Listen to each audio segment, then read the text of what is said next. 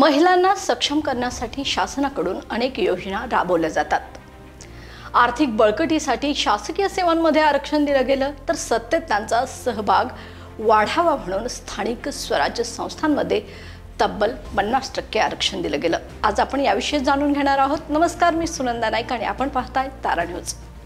इतक्या मोठ्या संधीनंतरही 50% आरक्षण दिल्यानंतरही प्रत्यक्ष राजकारणात महिलांचं अस्तित्व आता शोधावं लागतंय। ही वस्तुस्थिती आश्चर्यकारक आहे, कारण नुकत्याच झालेल्या कोल्हापूर जिल्हा परिषद आणि पंचायत समिती मतदारसंघाच्या आरक्षण सोडतीवेळी एकही महिला उपस्थित नसल्याने ही उदासीनता आणखी ठळकपणे समोर आली आहे। महिलांचा सर्वात मोठा गुण म्हणजे मल्टीटास्किंग। त्या घर, व्यवसाय आणि समाज यांच्या सुंदर सांगड घालू शकतात, पण राजकारणात मात्र या गुणांना संधी मिळण्यात अजूनही अडथळे आहेत। ग्रामीण भागात महिलांचा सहभाग वाढला असला तरी त्यात अनेकदा त्या केवळ नामधारी लोकप्रतिनिधी म्हणून दिसतात।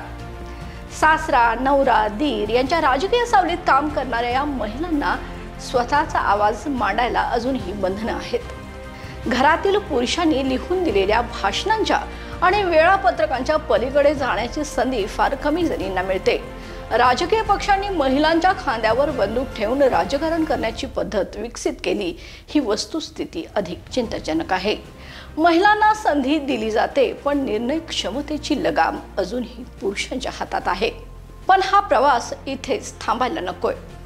राजकीय आरक्षण महिलांना त्यांच्या हक्कांसाठी, मते मांडण्यासाठी, पुरुष सत्ताक मानसिकतेविरुद्ध लढण्यासाठी बळ देईल।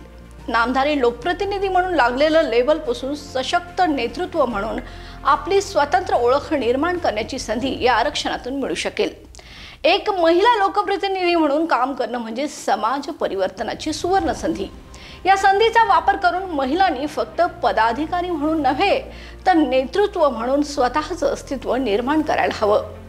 आरक्षणाने दारं उघडली आहेत, आता त्यातून पुढे पाऊल टाकून पुरुष सत्ताक मानसिकतेला आव्हान देणाऱ्या सशक्त महिला नेतृत्वाचा उदय होणं हीच खरी प्रगती ठरेल। कारण आरक्षण हे शेवट नाही तर परिवर्तनाची सुरुवात आहे।